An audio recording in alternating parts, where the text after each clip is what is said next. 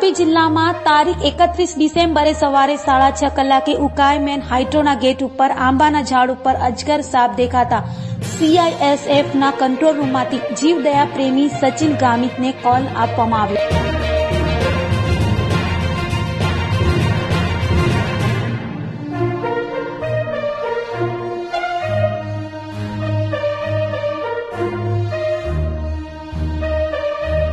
Call આવતા તરત જ રેસ્ક્યુ ટીમના સચિન ગામિત અને આશિષ ગામિત ઘટના જગ્યાએ પહોંચી 6 ફૂટ લાંબો અને 11 કિલો વજન ધરાવતા અજગર સાપને સહી સલામત રેસ્ક્યુ કરી ઉડાણના જંગલ વિસ્તારમાં અજગર રિલીઝ કરવામાં આવ્યો.